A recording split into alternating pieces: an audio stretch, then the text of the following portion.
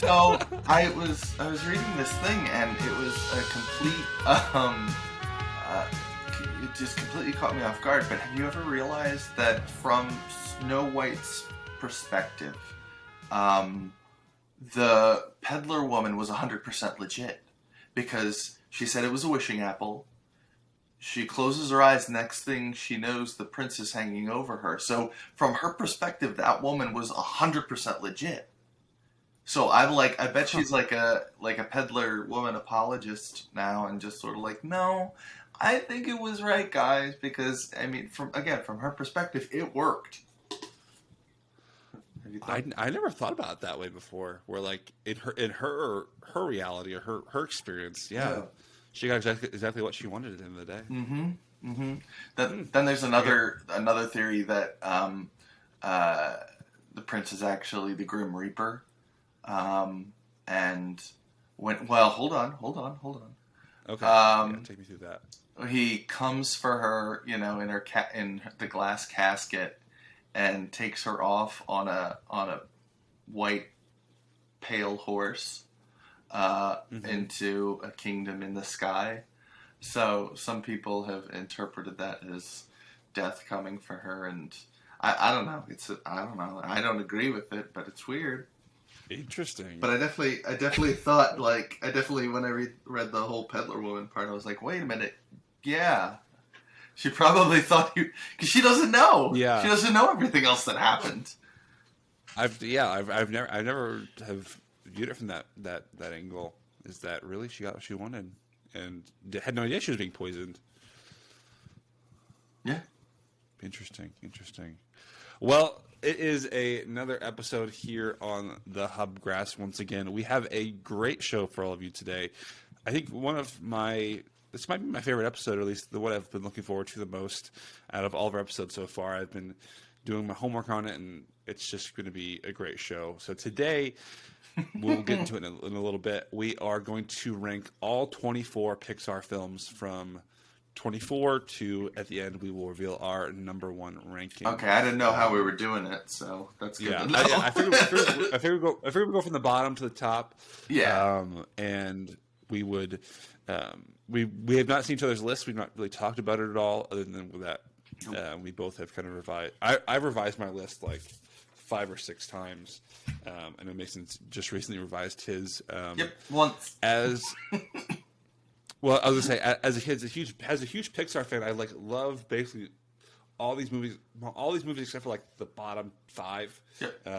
and so it was hard for me to really pick out my my favorites of the favorites. Yeah, ranking, of course, or like, I guess it sort of denotes that, you know, I mean, it's all about like what you're thinking is superior, but all of them are so great that Yeah, it's just weird because you're like, oh, why am I putting this so low? It's like, oh no, really? I think everyone except for the yeah, last exactly. five.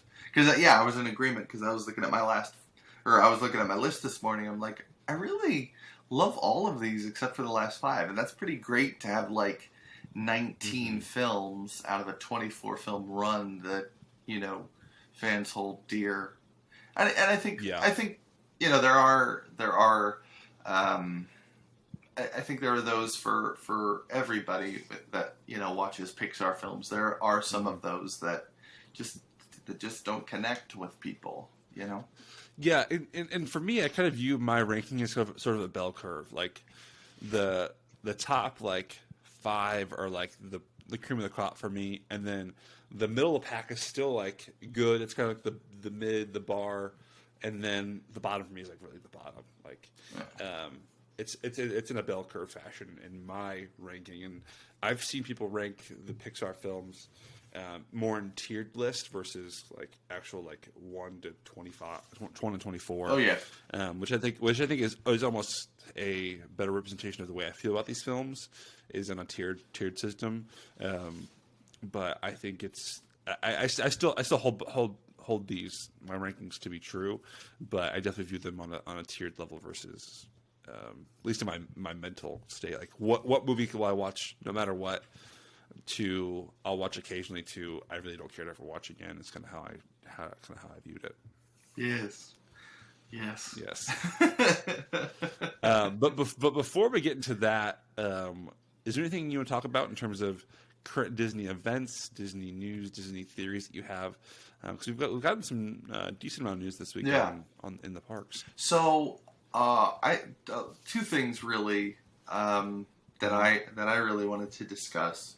First thing, which is just sort of the quicker thing for me to mention, Coco coming to PhilharMagic. Yes. Really excited about that. I've heard that it is not replacing any scenes, so it's just being added into the show.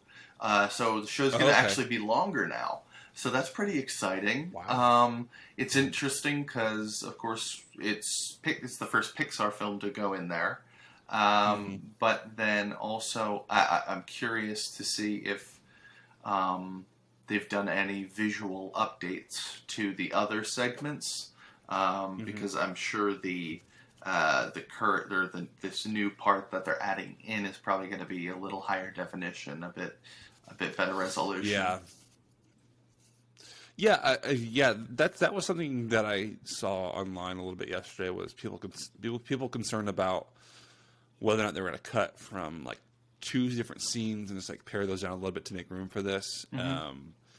But I think this is a really good example of how the parks can put in new IPs in a very thoughtful way without like destroying something. And so I'm excited for it. I'm excited for more Pixar in the parks in general, just because even though I'm a huge Toy Story fan, that's really all we've got in the parks is like Toy Story, in terms of like attractions at the end of the day. Yeah. And then we've not really got much representation outside of that from the other Pixar films beyond meet and greets and characters. Yeah, I mean, at least in the Walt Disney World parks, yeah. I mean, I feel that it's a little bit better in California. Well, actually, it's a lot of bit better in California. Yeah. But yeah, I mean, outside of Toy Story, the only thing I can think of is Monsters Inc. Laugh Floor. Am I wrong? That's true. Am I wrong in thinking? No, yeah, and like there's the Municipalburg area in studios, but again, that's just a glorified meet and greet and some snacks. Yeah, well, and you have the living seas and stuff with Nemo. You do have some Nemo stuff there, but that's true. Again, that's I always feel like it's so pushed off to the side. Yeah. But yeah, I still think well, I mean, since we're talking about it, just really quick, if you could add one Pixar IP, like e-ticket attraction, what and where would you do? And also we do have Cars in studios. We do. The Lightning McQueen Racing Academy is there too. Again, it's all shows really. Yeah. I would like to see. And we also have Up in Animal Kingdom. So I guess I misspoke a lot there. There's a lot more. Yeah, but sorry, but you're right. There's no e-ticket. There's no e-ticket. Yeah, it's all shows. And we are getting Ratatouille. Oh yeah. I completely forgot about that. As forgettable as that ride's going to be. Don't be like that. I would like to see more. I would like to see an actual like Monsters Inc. E-ticket attraction in the parks. Whether that be, I would like them to take over potentially Rock and Roller Coaster. Maybe I think that'd be kind of a fun ride. It's like you're like cruising through the actual like the door warehouse. I think that'd be really neat. That's kind of the first thing that pops out of me is I'd like to see more Monsters Inc. In the parks, beyond just the entertainment. I think I would go with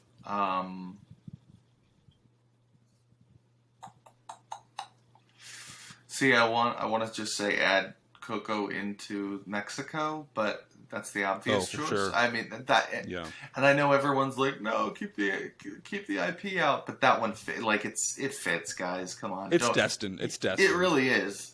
And I almost feel a little bit of the same way about Luca going into Italy, but that's a bit of a stretch. I would love that. Yeah, I would love that. yeah. But I think if I had to pick one thing, and I didn't want to go with the obvious choice, I would want to do a ride, a little bit more exciting version of Peter Pan's Flight, but with Up, set in Animal Kingdom. Because I feel like it That'd be great. it would work really well there. You can, the queue could be going through the Zeppelin, the Spirit of Adventure, and then it's kind of hosted by Doug, and he's kind of talking to you, giving you a scenic tour of Paradise Falls. And you could get swept up in like a storm or something, and it could be a lot of fun. Yeah. But back to Luca, I would love to see Luca in Italy. I really hold this to be true. That I wish that every pavilion had a ride, because even the early stages of Epcot planning, that was a thing. Like Germany had the Rhine River cruise. Japan had a Mount Fuji, like a Mount Fuji attraction similar to the Matterhorn. That there's a lot of good, and I'm not ultimately opposed to IPs in Epcot. I think if they fit, then allow them to be in there. I think just shoving them in they don't make sense is not my favorite. But Ratatouille in France makes sense. Luca in Italy makes sense.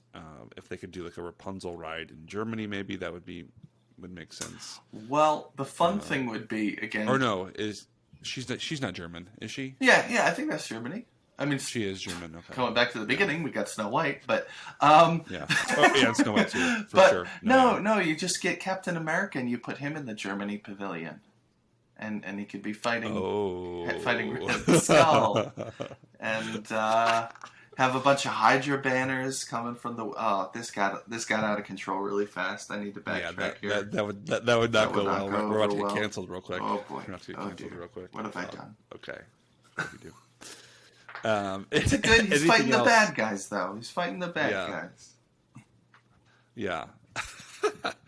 Any other Disney news that sparks your fancy? So the big thing for me, last night I buckled or should I say swashbuckled, and I got Sea of Thieves specifically for the Pirate's Life expansion, which in case the listeners don't know, they added this whole thing where you interact with characters from the Pirates of the Caribbean franchise. So I got Sea of Thieves originally day one, and I kind of hated it because it just wasn't what I was anticipating. I thought it was going to be very...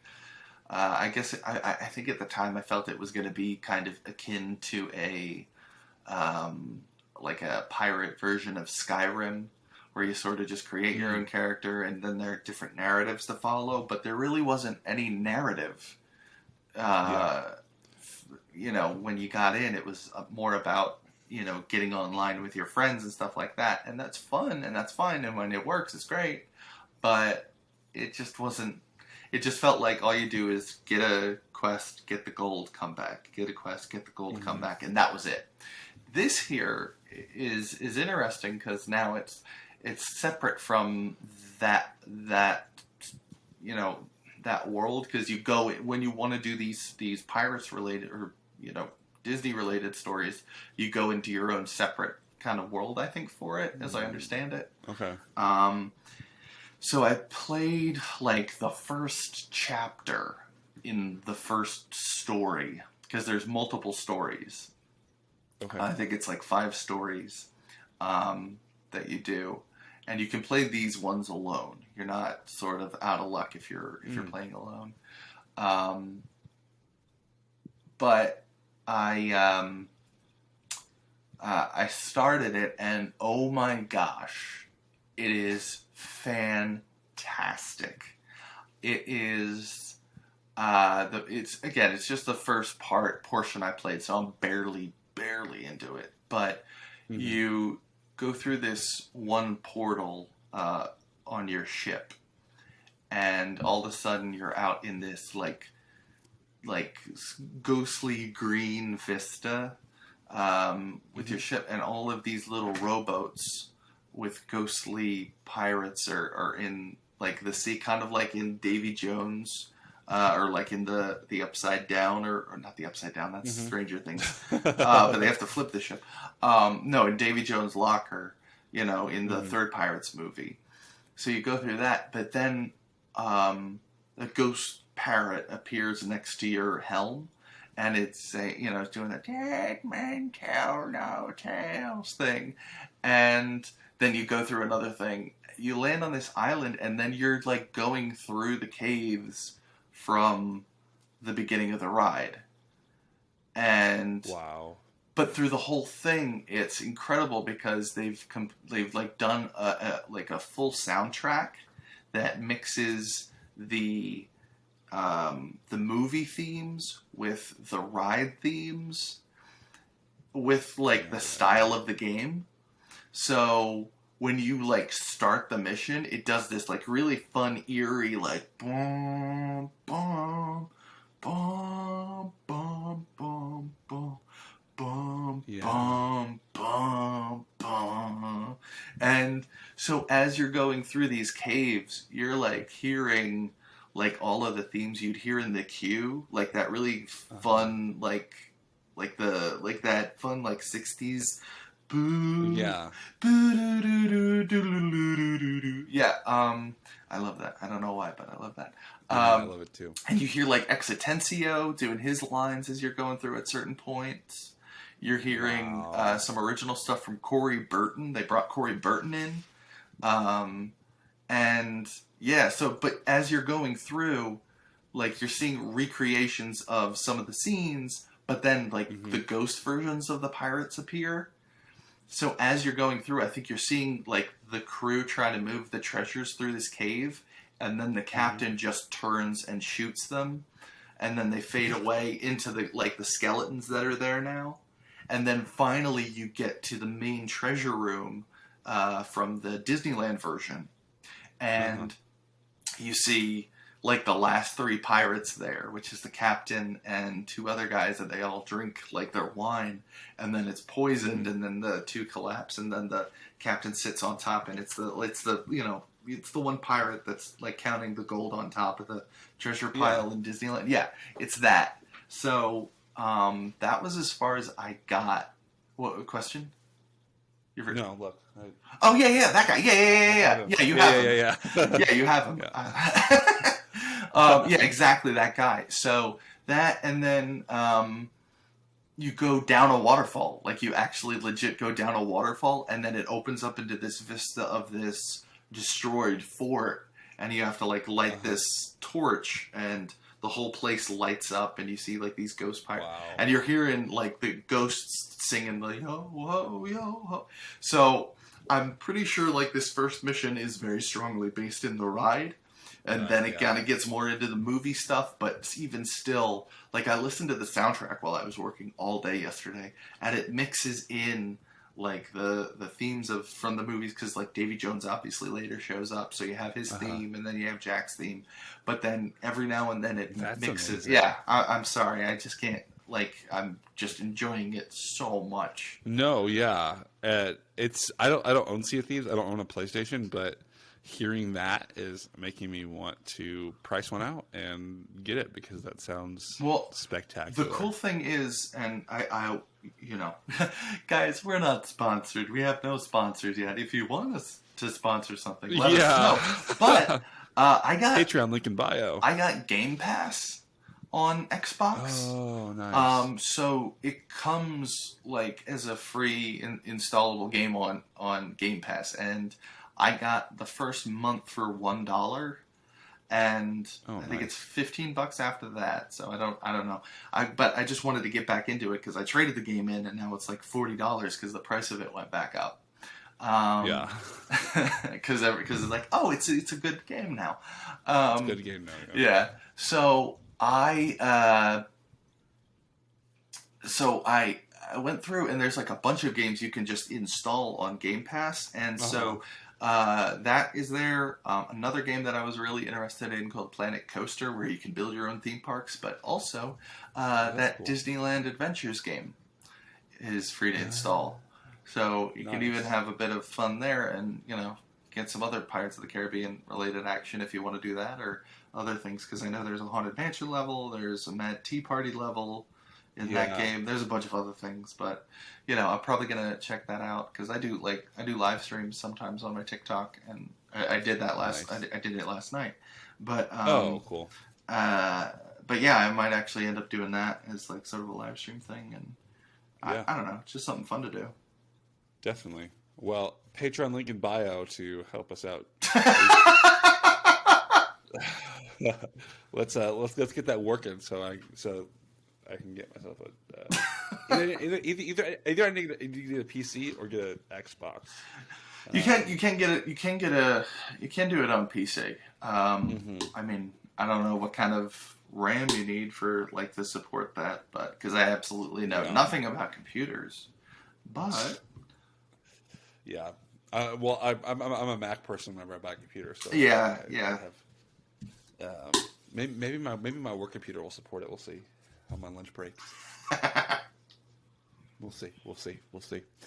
But yeah, I think a lot of cool stuff coming out from Disney. Obviously, last night too, the official reopening or the official start of fireworks back up at the parks was last night as well. Fantastic.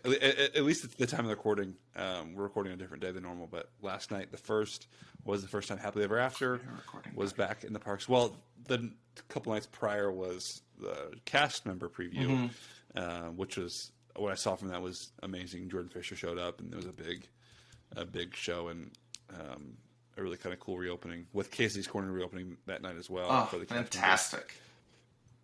So it was really cool to see that they did something special for the cast members Yeah, that evening. But to the general public, last night was the first night of Happily Ever After, and I can't wait to be there to see it. yeah. One last time. You're One not. last It's time. not gonna be the last time. You know that. I Don't. I hope it's not. I hope it's not. But we'll see. We'll see how well received. If the thing is though, if Enchantment is well received, then they might keep it around. I doubt it. I doubt it. So in my mind, I hope Enchantment sucks because I want Happily Ever You back in the don't parks want it to after. suck. You want it to be I great. don't. I You want. don't. You So want new things I to definitely do. enjoy. I definitely do. I definitely do. But Happily Ever After needs more runtime than 4 years or whatever it's been. So, but beyond the daily news in Disney parks, let's get into our ranking of the 24 Pixar films. Before we start, I want to know, what was your mindset? Like, how did you rank? Would you rank these based off of like pure like movie prowess, like from a technical perspective, or did you mix in the technical perspective with your nostalgia? Like, how'd you go about this? I tried to go about it pretty evenly. I wanted to look at, okay, how much have I enjoyed this film? How many times have I found myself going back to it? Mm-hmm. I think I did that more, and also from like a storytelling standpoint, what are the best stories, or what stories have I connected to the most? Yeah. And yeah, I think it's more of that than technical, because a lot of the recent films are actually towards the bottom. No, me too. Yeah, Yeah. and that's not like they don't do good stuff anymore. It's just like I really haven't gotten as much enjoyment out of some of the recent things, but there's definitely other, like, it's definitely a fair spread throughout. Mm-hmm. There are films that are going to be lower on my list than other people's, and they'll be like, "What are you saying? That film's phenomenal." And it's just like, I think I missed the boat on when it came out. Didn't see it initially, so I came upon it, later on, and so I'm not as connected to it. But yeah, so I tried to give it an equal blend of nostalgia and like when I think of the storytelling and all of that. Mm-hmm. What about you? No, I definitely went about it in a similar fashion. I really where I brought in kind of technical analysis was when I was splitting hairs between the two films. I was sure for like basically like when I was trying to get my like number 9, number 10, number 11. I was like trying to figure out like which one technically is a better movie versus my like beyond my nostalgia for it. And I definitely think my top 5 is definitely a mix of nostalgia and what movies are good. Mm-hmm. But yeah, definitely my connection to them and where I find myself when I hop into Disney Plus, especially today, you can watch any of them now. So it's not like it depended on which one you had in your collection. It was you can watch any of them now. Yeah. And so actually, at the beginning of the pandemic, we sat down and we watched all the movies with our kids. As kind of a way to introduce them to the Pixar films and more shows or like more entertainment outside of like the basic kids shows. We were like, hey, we should sit down and watch all these Pixar films. And obviously some new ones have come out since then. We've watched them as they released. But yeah, so I definitely find myself watching Pixar films more often than I do like Disney films. Mm-hmm. Just because I like them as a whole a lot better. I like both Disney films and Pixar films, but I find myself at home and comfortable watching Pixar films a lot more often than some of the classic Disney films, really. And like, and too, my kids like the animation style, like the modern animation style too. These kids, they must be brought up in the old ways. They must know what we have come from. Well, to that being said, my son's favorite films is Peter Pan, so he definitely has love for some OG movies. Good kid. Yes.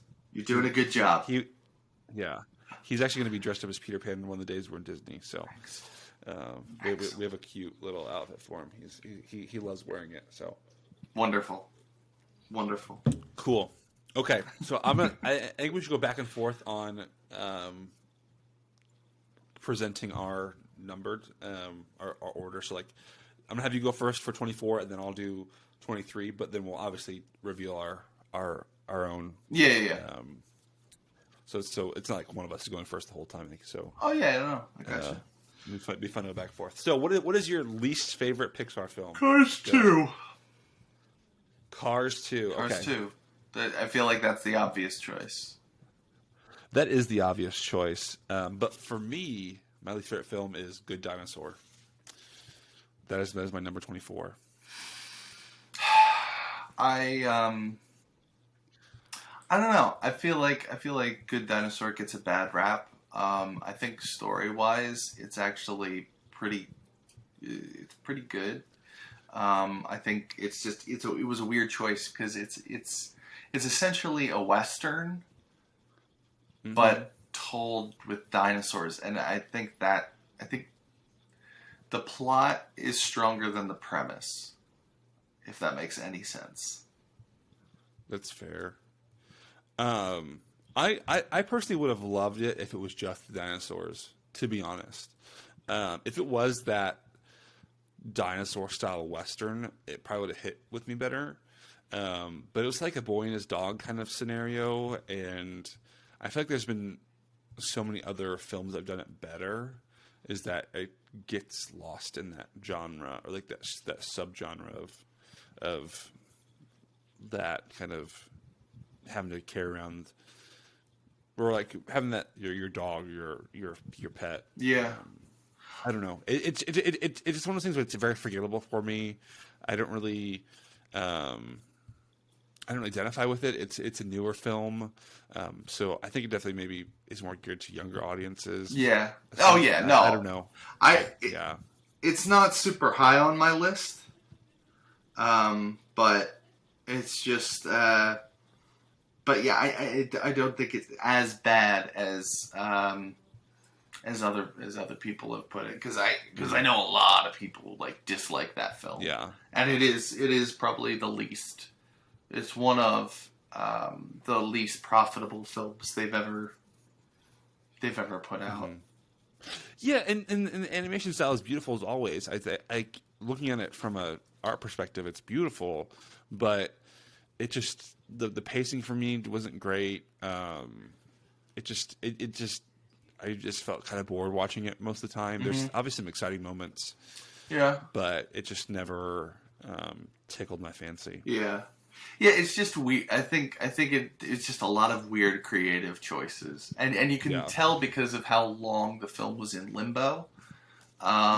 Because that was right when there was like a lot of volatility going on in Pixar at the time, so you can definitely see it. So yeah. So, but yeah, and I definitely see Cars 2 being at the bottom of the list. It's definitely towards the bottom of mine as well. The only reason it's gotten higher on my list is because I watch it a lot. It's one of my son's favorite films, really. He loves, the Cars franchise is probably his favorite Pixar franchise.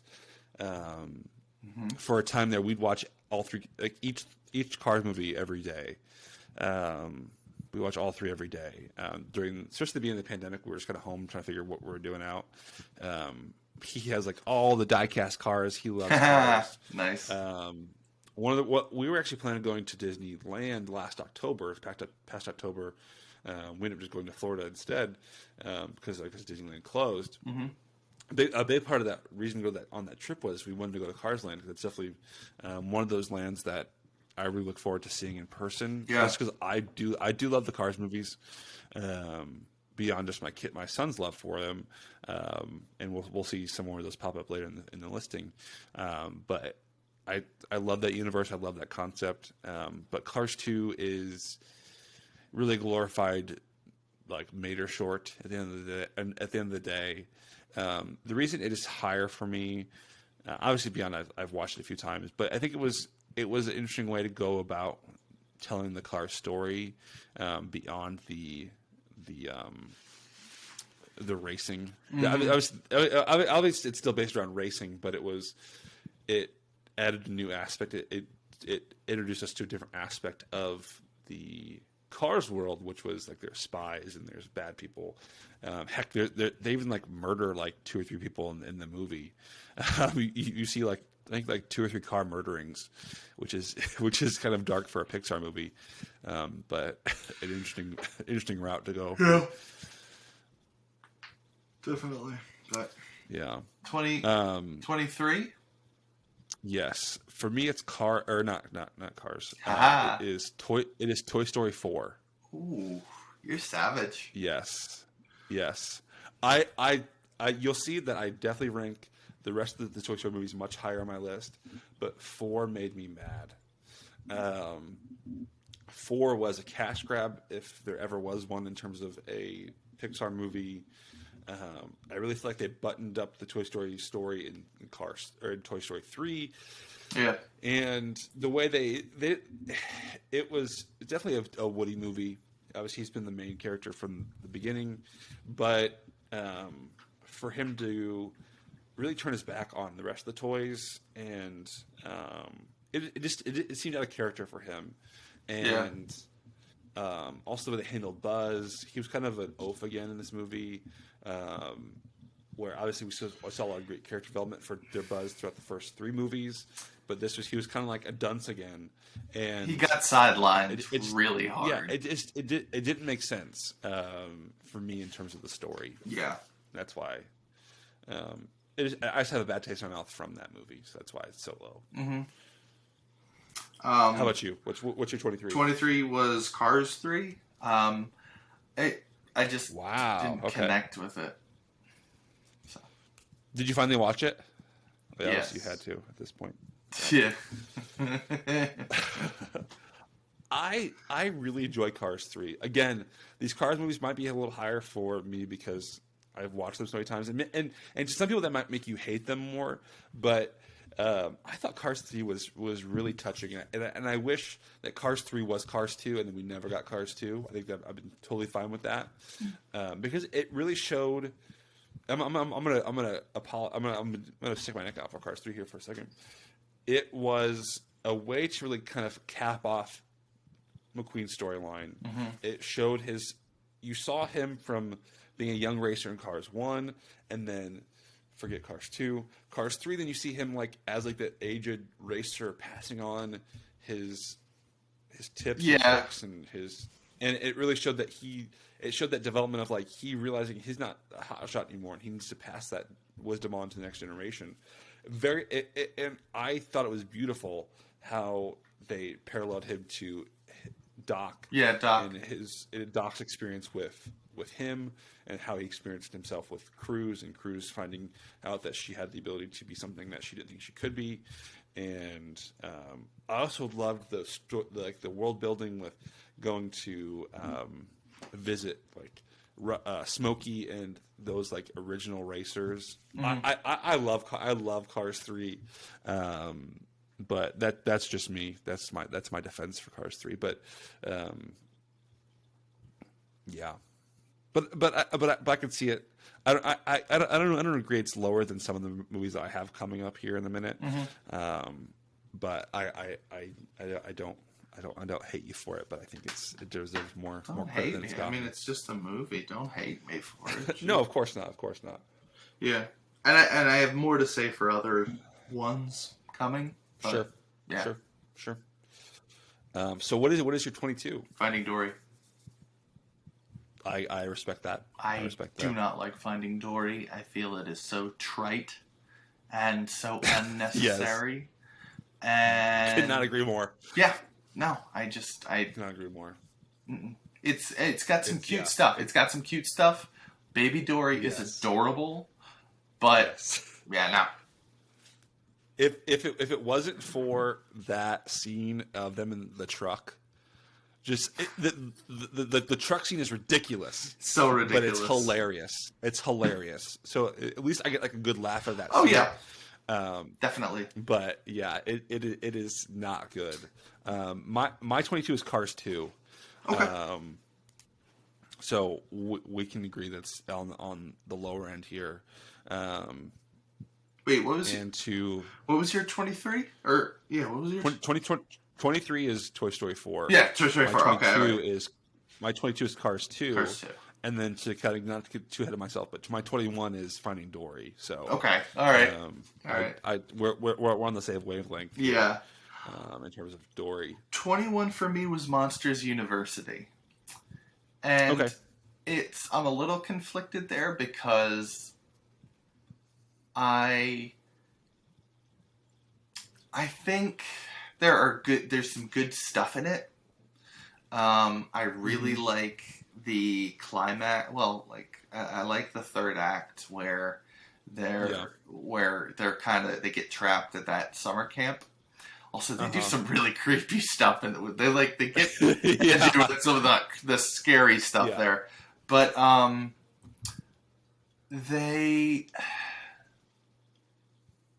think the whole thing with them being in college is just there were so many other places they could have gone with if they wanted to go back to the franchise. There's just so many other places they could have gone with it. I recently watched a what's that? A Channel Awesome, which is like part of like the Nostalgia Critic, and I know he's very polarizing and stuff, but he did a pitch for a Monsters Inc. 2, where like Boo grows up and stuff, and it's not an amazing pitch, but it's pretty darn good, and it's a logical continuation of the story between Sully and Boo, and that's pretty great.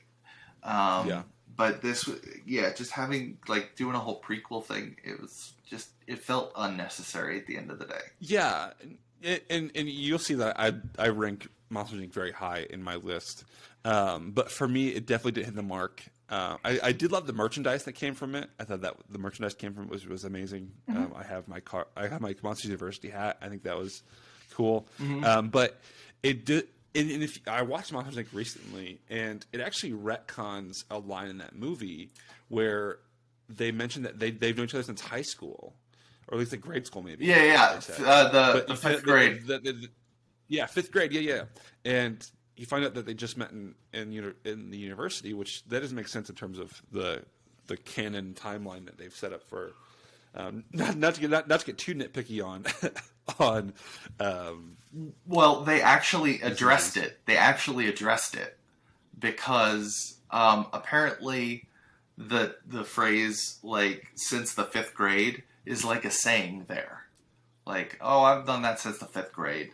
Like, apparently they turn it into like a saying there. It's shoddy. It's a shoddy excuse, but that was their sort of explanation because they did address that. Yeah, we contradict ourselves there, but yeah, no, and I wish that we would have got an actual sequel, and I'm excited to see what they do with Monsters at Work.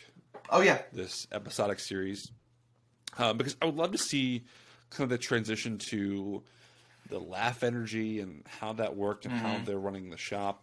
Which again, I'm really looking forward to see them. Monsters at Work.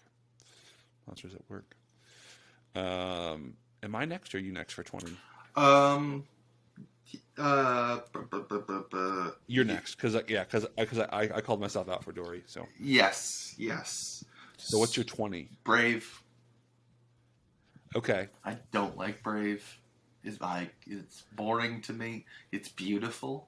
The animation is amazing, but the story itself is a convoluted mess. And again, that was another one where Pixar, it was like in limbo for ages, and because it was like originally The Bear and the Bow, and then it became Brave, and it got workshopped 12 times, and it shows, and I don't like it, and it's Merida's cool. So yeah, no, I love Merida. 20 is Onward for me. Just didn't like it.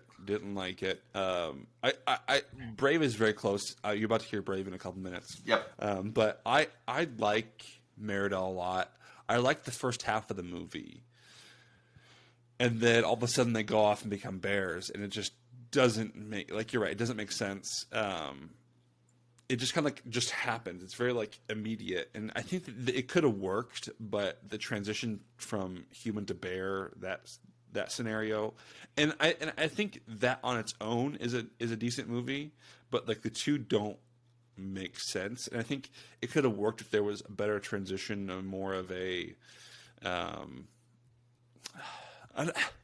it just seemed like all of a sudden like jumped to bear life, and. It could have worked. It could have worked, but the execution, it seemed like there was two different people working on two different movies, and so it does rank lower for me. But I think the character of Merida is great. Her dad, I love her dad, and her brothers, and I think there was an interesting relationship. Like it was interesting to show like the mother-daughter relationship, because growing up with two sisters, I definitely know like that happens, that like there's arguments between mothers and daughters, and it's a real experience that people have, but the way they went about it, I think, was a little bit contrived, and just didn't make sense. It not didn't make sense, it just wasn't executed well. It's Brother Bear, Mother Bear. Mother Bear. And then Onward for me, I just think it was, I didn't identify with it, and it was again a kind of a mess of a movie for me. I do like those characters, especially Chris Pratt's character in the movie, but you don't remember his name. I don't remember his name. I don't, and I've only watched it once. So yeah. Maybe, well, yeah. I need to go back and watch it again, but it was fine. Nothing jumped out at me as being like blowing my mind. Loved it. It was just fine. It was fine for me. Yeah. Yeah. So my 19 is Monsters U. Okay. All right. Yeah, that makes sense. Yeah. What was your 19? Controversial is what it is. Oh no. Inside Out. Wow. Yep. I just don't like it. I don't like it. I know you hate it. And I would say that, and we've talked about this on the show before. If this was me pre-kids, I would say yeah, it's down there for me. Because I did not care for it when I first watched it. It was fine. It was like a know your feelings movie, and that's whatever. But for me as a parent now, being able to view my kid, it definitely helped me view my kids' emotions in a more of a abstract way, and to like realize how important it is to give them attention as you hear my kids yelling in the background. I'm sure. Yeah. There's a nice cosmic irony there. So Yeah, it's cute. But for me, it was a way to view their emotions in different ways, and I really connected with it because of that, because of the way that we kind of see our emotions as there are like different kind of categories of emotions, and if you can view that as like your kids develop these memories and these and the ways they perceive the world, and it really struck a chord for me at the end of the day, because my oldest is a very emotional kid. He's very he wears his emotions on his sleeve, and sometimes that can be difficult as a parent, because like when he's like mad, he's definitely mad, and when he's sad, he's sad, and so it can be hard to navigate those things. And so allowing me to view that through these characters as a parent, I think it really hit home for me. Okay, all right. But no, but I can definitely see that for a long time it was definitely down there for me as well, because I just didn't find myself watching it very often. Yeah. I don't know. I think people give it a lot more credit than it deserves. And I think it's a really cool way to think about your mind is, I don't know, I think it's a cool way to look at the mind. Yeah. I'd be interested to see, like, if it took place in my head, like who would play who would play who. And have you ever noticed that the mother's mind is controlled by sadness and the father's mind is controlled by anger? Mm-hmm. Yeah. Interesting. Very interesting. That's very interesting. Yeah. Very interesting. Where were we? Yeah. 18. Onward for me. Okay. Same reasons. Brave for you? Alright, yeah. So it was like a flip. Yeah, perfect. Alright. 17. For me, it's Cars 3. Okay. Alright. It's a good dinosaur for me. Okay, cool. We can just breeze through some of these real quick. I feel like all of these are sort of in that low tier, like all in the soup. Because it's not like one of us threw in Ratatouille down here or anything like that. Sure. It's all been like different orders of the same stuff. Yeah, for sure. So 16 then, I think we go on 16. It was Toy Story 4 for me. Oh, okay. Cool. I connected with it a little bit more. I agree with all your points. I really do. I just think it's interesting to see Woody specifically exist outside of his outside of the whole, forgive me for like this weird phrase, but sort of exist outside of the Andy matrix, and now he gets to sort of lead a life defined by but outside of that, and who it sort of asks a question of who are we when that thing that we thought was our purpose isn't there anymore, and it allows us to redefine ourselves. And I actually like that theme. That's fair. I like that a lot. That's fair. And I enjoy his arc with Bo, and I do think it was great to see Bo back for sure. Yeah, but I definitely agree that that Buzz was definitely sidelined. A lot of the original cast was sidelined in the film. Oh, yeah, for sure. For sure. So, and I like Forky, but I don't love Forky. I'm trash. Yeah. Maybe the reason I don't love him is because I relate with him. So for me, my 16 was Incredibles 2. Okay. Next up for me, 15 was Incredibles 2 for me. Oh, okay, cool. It was okay. Yeah. It just was ultimately disappointing. Because I agree. Yeah, because it wasn't. It was.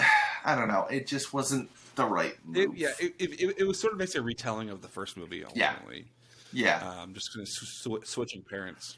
Well, the problem is the big problem is the whole thing. The villain. Her whole thing is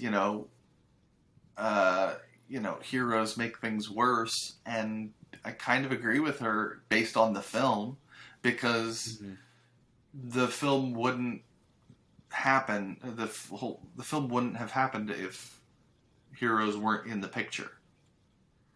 So the whole argument of we need superheroes being made in the film is pointless, because it all happens because of that.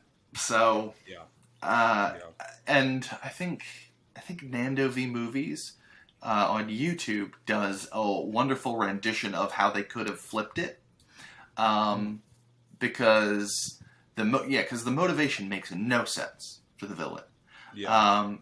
But he sort of rewrote it for like how you could have fixed it and how you could have made it work. And it's a shame, because I love Brad Bird, and I really wanted it, because up until recently,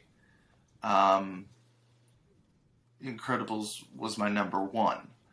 It's not anymore, so I'm not revealing it. But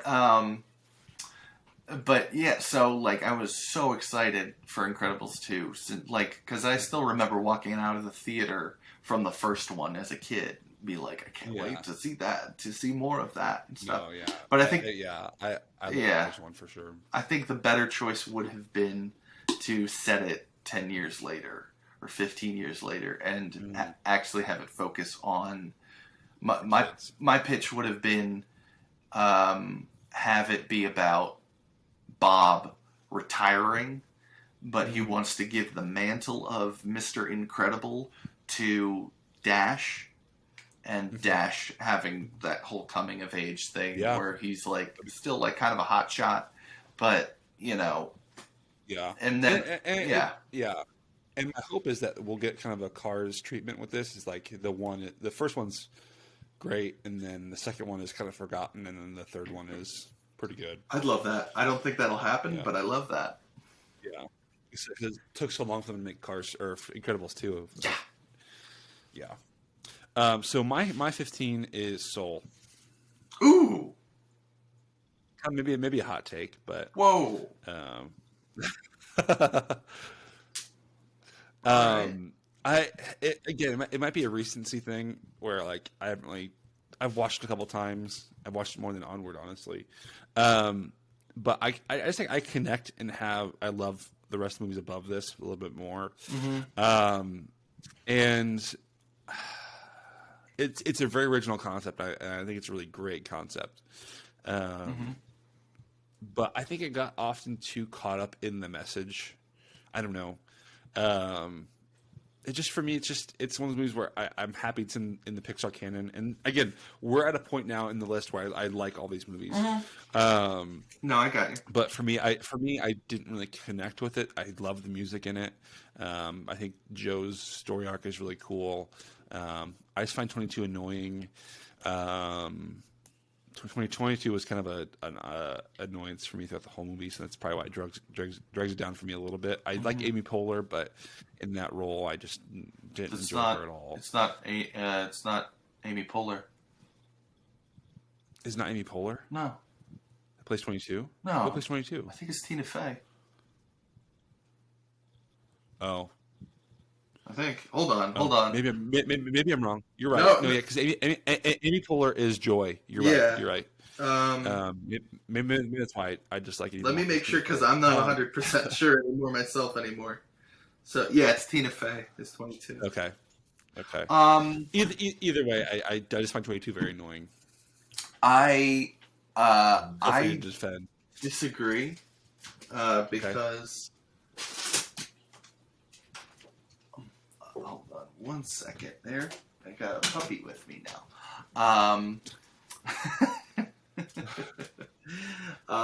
I have a very different relationship with it. I watched it when it originally came out, and I was probably where you are with it. And then I watched it again. I think a sense of purpose and like a life's purpose and it being kind of what I do has always been a problem for me. And I feel like especially a lot of Americans get caught up in that because it's very much you're defined by your job and what you do, and that's your goal in life, what you want to do with your life. I feel like a lot of Americans get caught up in that. And especially where I was the second time I watched it. My dog's being a cutie. The second time I watched it it hit me a lot harder because due to COVID I was unemployed at the time, and I was sort of at that crossroads, and so it hit me like a ton of bricks, and I got it at that point. I think it was sort of, since it's the same director, I think it's sort of how what's it called? Inside Out worked for you. It hit you again, like it wasn't anything major at first, but then it got to you when it was supposed to get to you. Sure. So yeah, I don't know. And I agree. I was in a similar situation when I first watched this movie, and I guess I didn't like the idea of, not to get too philosophical about it, but like you're kind of predestined per your soul's presuppositions, your soul's like innate abilities, I guess, that like you are destined per your soul's I'm trying to think of the word. But that's the point. You're not. It's not about, finding out what you're supposed to be. It's just finding things that you enjoy and just being ready for life. Yeah. And, loving things doesn't mean they're your purpose. It's just they're things that make your life better. This podcast, it makes our lives better. But, it's just it's these things that enrich our lives. But it doesn't mean that they're like our sole purpose in life. Like Disney isn't the sole purpose in my life, just to relate it to what we're talking about right now. Obviously, I think we know that. But, for me, it was, I had a dream of being a screenwriter. I don't know if that's going to happen. And quite honestly, anymore, I don't care if it happens. I'm focused on I'm not focused on being a good screenwriter. I'm trying to focus on just being a good person and being happy with my life as it is, no matter the circumstances. And I know this is kind of getting way off track, but that's just sort of, but it's sort of an extrapolation of kind of where the film itself took me. So yeah. Yeah. No, I that's a really good point, and I think maybe watching it again might give me a better insight on it. Mm-hmm. For sure. Okay, what is your 14? Cars. And this is the only thing I changed last night. This is the only thing I changed. I moved that up because originally it was my number 16 slot. And I watched it again last night. What? No way. Cars is your 15? 15, yeah. Or your 14? 14, yeah. You're right. Cars is my 14. Oh boy. It doesn't. See, the thing is, I think it's good. It's definitely good. Again, I think objectively, this is like where the definitely like good, solid Pixar films begin for me, because Sure. you know, Incredibles 2, Toy Story 4, you know, all that. I would agree. Wow. Yeah. You fussing? Why are you fussing? My dog's being very fussy this morning, so don't worry. That's fine. So yeah. Just not sure how to. No, because it's good. It's definitely good, but it's just so weird. It's like I was watching it and it has so much, like the film is, you could literally personify the film with Mater, because it has so much heart and it's just so pure. Oh yeah, I know it does. But at the same time, it's also just so weird and just strange and not. I don't know. I think there's a little bit of like that. It's Well, you're going to be shocked where my Cars is. Cars is not number one.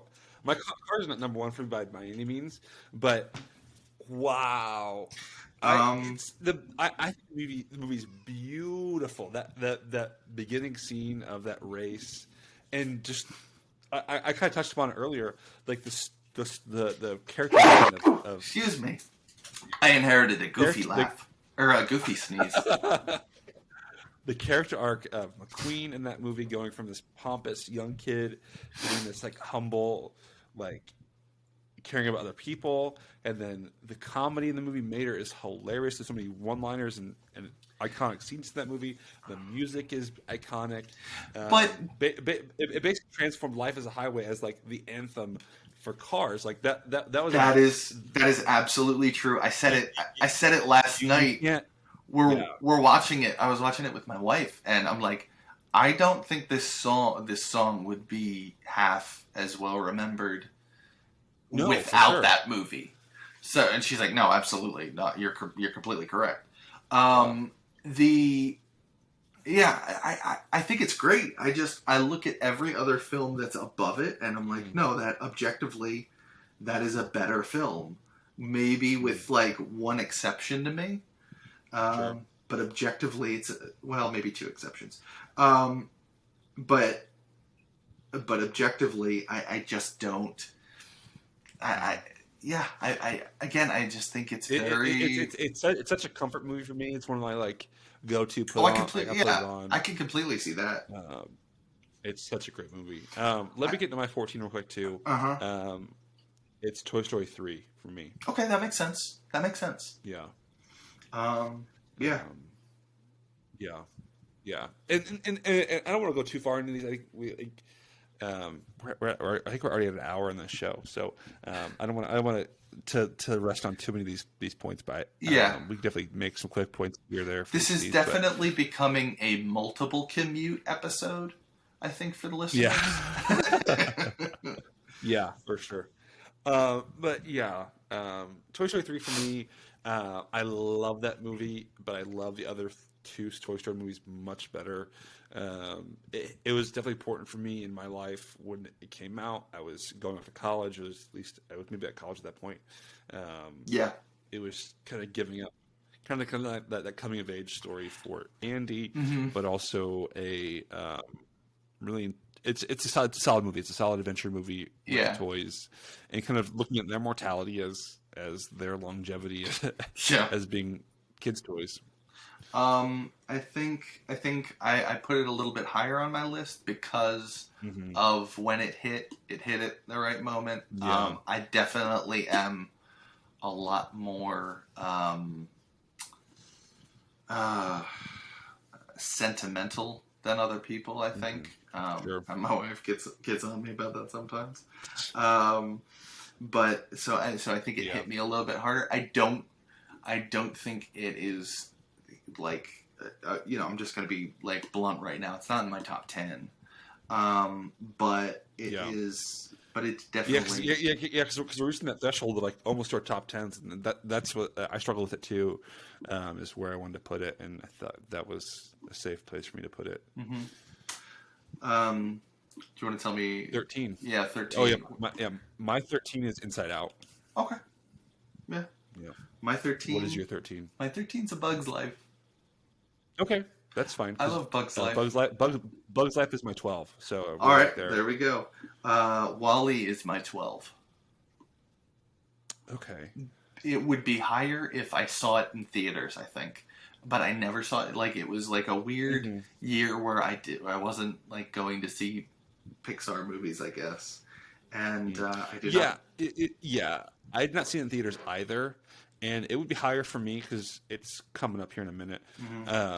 If the last half of the movie was good, the first half is beautiful, and I think everybody feels that way. Yeah, some of the best like moments in cinema, but that last half is just a train wreck in my opinion. The thing with just backtracking really quick, I feel like Bug's Life doesn't get as much credit as it deserves. I agree. That is actually a legitimate I know this is kind of calling back to when we were talking about Good Dinosaur, but that one actually is a legit Western. Like, it's actually I love it. Magnificent Seven, or whatever, which I know obviously has roots in Seven Samurai with Kurosawa, but that's a whole other podcast. I feel like yeah, for sure. I love Bug's Life, and I don't want to glance over it. It's one of the early Pixar films. I think it still holds up. The animation still looks pretty good. Especially for their second one. Exactly. Yeah, it's just going good. from animation from Toy Story to Bug's Life is just a huge leap. Oh my gosh. But I love Flick. I love that whole band. Heimlich and all of them. I just think they're just lovable characters, and it's like that, like David and Goliath scenario. Oh yeah. It's just one of those movies I'm sad I don't watch more, because I did watch it a lot as a kid, and I love those characters, love the story, love the kind of you can be whatever you want to be. You're not defined by how you're born and what you're born into and things like that. You can be whatever you want. It's one of my favorites. Well, and I love the concept of and I think a lot of people, I feel like a lot of people like it when they actually sit down and we talk about it. Is I love the theme of like the strength of the strength in numbers, and that whole like we outnumber them, and we're strong. Rising up over our oppressors. Yeah, exactly. So, which has gained steam in recent years, I suppose. I don't know. Viva Revolution. What is your 11? This is where it gets hard for me. Toy Story 3. Again, it hit me at the right time, so, and I'm very sentimental as it is, so it felt right going in at that slot. Okay, so this is probably a hot take for you. Incredibles is where I have. Okay. Because I have them at 11. All right. I mean, you're wrong, but okay. And again, I struggled so hard. Like if you look at one of my lists, I like marked my like top 10, and I was like at my 10th one, I was like, I don't know what to do because I love The Incredibles, but and actually The Incredibles recently was a change this morning. It was like the last change I made was The Incredibles for my number 10. But what is your 10? Monsters Inc. Whoa, okay. It's great. I don't know. I feel like it's sort of fallen by the wayside.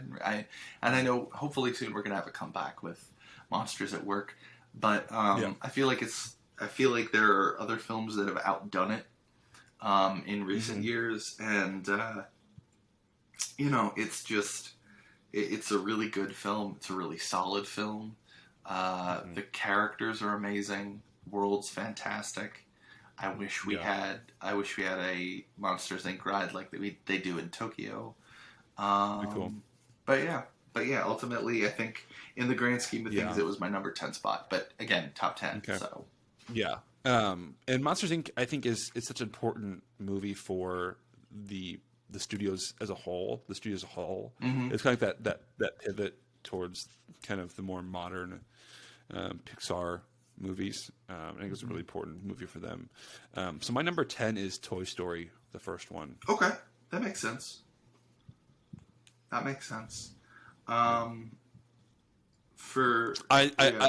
love Toy Story. It's obviously it was one of my first. It was like the first Pixar film I watched, where I fell in love with those characters. But I just don't find myself watching that often. Really, like I love the movie up to like Sid. Sid just kind of unsettles me a little bit. And doesn't put me in a good mood, and so that's why I dive docked it so much. I just don't like Sid. I love that whole little bit. I love what they like turn on him at the end, but the other part. I think I love Sid because of like the 90s grunge angst from him. I don't know why, but I love that kind of aesthetic, and I love that kind of character. I don't, obviously he's horrible, but I don't know. There's something about him that's just so like 90s, and I love that. And it's a landmark film. It's for sure the movie that started everything. So I did put it higher, but. Like I said before, like these movies now, where it's like I love them all. It was hard for me to rank them in a very precise order, but that's where Toy Story is at for me. What is your number 9? Where are we at? Number 9. Yeah. Yep. Number 9 for me, actually is Finding Nemo. Finding Nemo. So, okay. Well, ladies and gentlemen, it's been a great episode. It's been a good episode. I guess your only host now. Wow. Yeah. Hot takes from Mason this morning. Well, also keep in mind you're a dad now, so it probably hits differently for you now. But I think even before being a dad, it hit different. I think that movie is. It's way up. It's again not my number 1, but it is way up there for me. Even from like a young age, like beautiful movie. So many funny moments with Dory and Marlin, and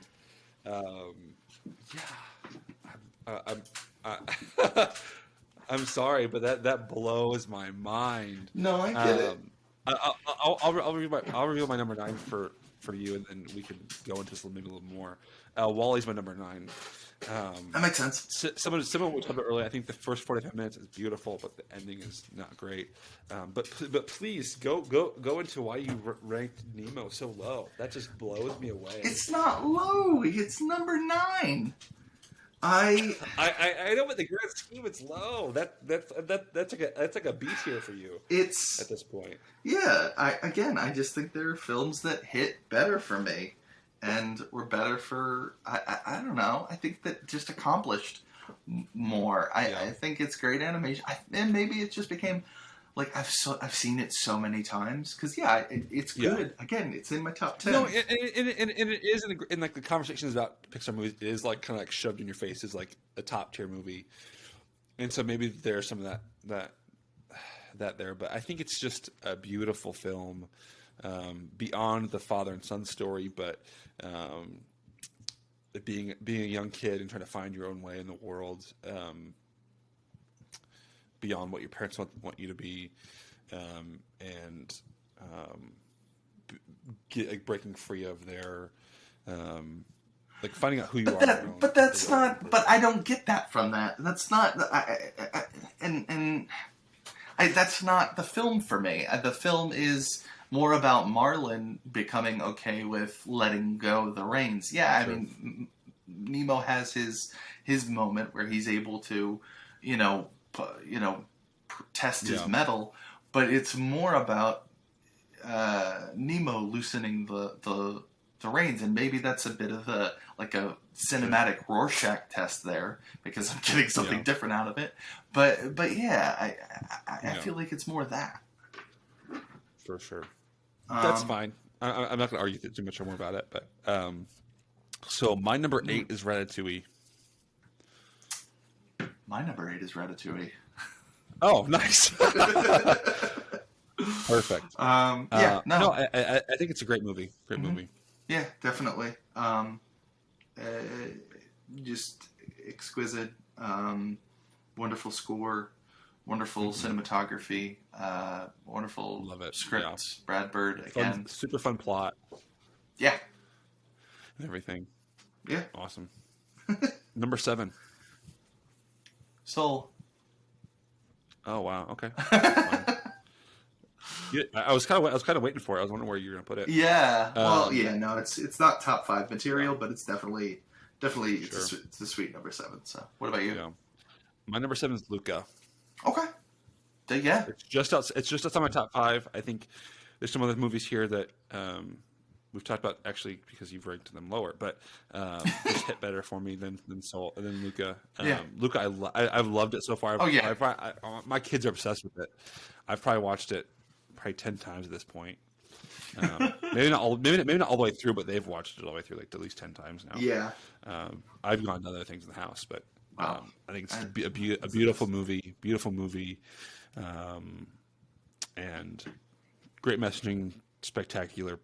I love the score. I love the characters in it. There's not really like a character I don't like. Obviously, the villain is a slimy guy, but he's a decent villain, a decent kid villain. Doesn't he remind you of Chef Skinner from Ratatouille?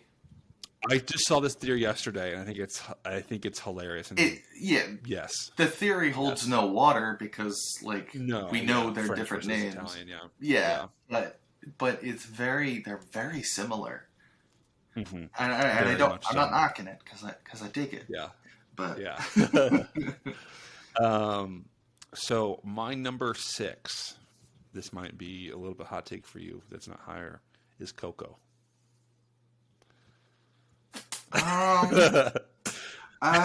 As you walk off. Yeah, no. I mean, here's the thing about the top 6. Here's the thing. It's just outside my top 5. Exactly. So I can definitely.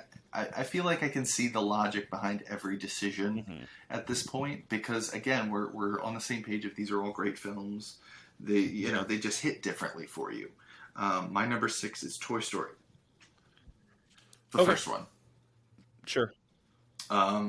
So I don't disagree with that. Again, it's just such a landmark. It accomplished so much. I watched it again recently, and it just holds up, Yeah. So yeah, I really dig it. Awesome. So my number 5, so we're in the top 5 now, is Up. My number 5 is Up.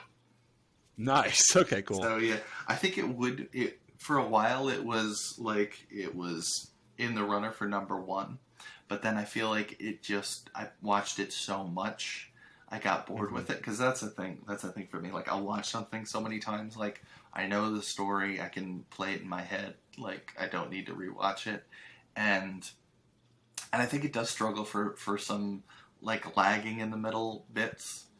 It definitely drags. It definitely Yeah, drags, and that's why it's not higher for me. But yeah, especially that first like 5 minutes just kills me. yeah. But again, I feel like all we've talked about for the past decade is those first 5 minutes, Yeah. and it's No, become but like a yeah, trope but now. You know. yeah, I love Russell. I Oh love his yeah, character too. yeah. Even the supporting cast, I love. And again, like that's why I suggested that for an attraction because I feel like that deserves an attraction ahead of Monsters Inc. or more Toy Story Sure. or even Incredibles at Disney for within regards to at least Disney World, Yeah. because I feel like it deserves that. But yeah, number four, Nice. Cars. I have Cars Luca. at 4. Luca. Okay, cool. Um, I, I, I just, I can't picture. I want to see the world as you see it. Um, and the thing is, I really want to go to Cars Land. Like, I desperately want to go to Cars Land because it looks so Yes. much fun. But yeah, I just can't imagine seeing like Ratatouille and some of these other films. I don't know why Ratatouille stands out the most to me, but like seeing those as Higher or lower than lower Cars. than Cars. I just can't. It's just all those characters. I see them almost like as family at this point. That cast of characters. Again, it could be because I've watched it a ton and really have identified with each character to some degree. But even not watching it so much, I've always loved it. Even when it first came out, I just love the score, love the concept, love McQueen, Mater, Sally, just all those characters I've loved from the beginning, and just that idea of McQueen being humbled and having to really.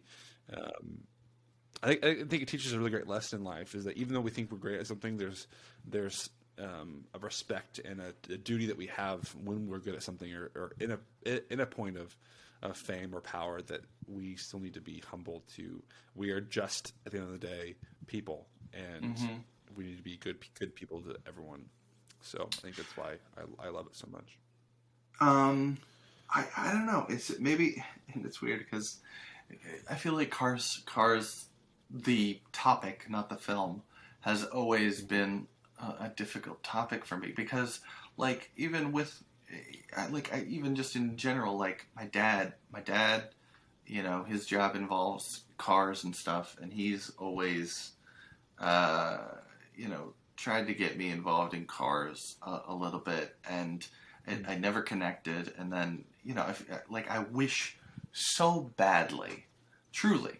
I wish that I could get as invested in cars as I am in Marvel movies or something. Sure. I wish in general. So it's like I feel like this is sort of an extension of that almost because I just wish I could get as Sure. invested as you. And maybe for me too that I was a big NASCAR fan growing up too. So maybe that has something to do with it as well. Maybe I don't watch it anymore, but I did as a young Another kid. door. And I feel like in 2005 that was sort of like the high water mark for NASCAR as well. Like it was really bopping at that time. Yeah, it's kind of declined since then, but yes, I would agree with that. 3, where are you at? Toy Story 2. Okay. It is clearly the superior Toy Story. Oh, far and away. And I know you agree because we're here now and I haven't heard you mention it. So, it expands. It expands. It's the natural progression, really, and it expands on Woody. It expands so beautifully on Buzz. Buzz's story is so fantastic. And yeah, it gave both characters time to shine and develop themselves. So I couldn't agree more. Yeah. What about you? Number obviously. three? Number 3 is Monsters Inc. for me. Monsters Inc. Okay. All right. Yeah, Great. like I said, it was a high watermark at the time of at the time for the company, um, as kind of this transition to like an even deeper form of animation. But beyond that, the story of it's very dark. I watched it recently. I forgot how dark it was at the end of the day. Mm-hmm. But It has a the realization of the realization that like people that are different from us aren't bad. They're just different, and a way of seeing Mike and Sully grow as friends. How even when times are tough, you might think you're losing a friendship, but at the end of the day, you're still close with them, and you can get through those hard times. Even if new people come into your lives, you can still find a way to maintain that relationship. I'm sorry. Are we talking about Monsters Inc. or Luca? No, that is very true. It is very true. And I think, I think if we didn't have Monsters Inc., maybe Luca wouldn't be here. At least for that story trope. But No, absolutely. again, I love Monsters Inc. Love Monsters Inc. Okay. 2. Where you at 2? Incredibles. Is it my turn? Go ahead. Finding Nemo. Finding Nemo. Okay. Incredibles for me. It was just a landmark in my youth. And it's just so expertly done. It's a masterpiece. No. So, I struggled putting Incredibles down so far down as I did. Yeah. But again, we both know that they're so high up. You know, they're like they're all good. Yes. My number 1 is, as you can tell now, Toy Story 2. Toy Story 2. And yours, Coco. Yours is Coco. Yeah. Yeah.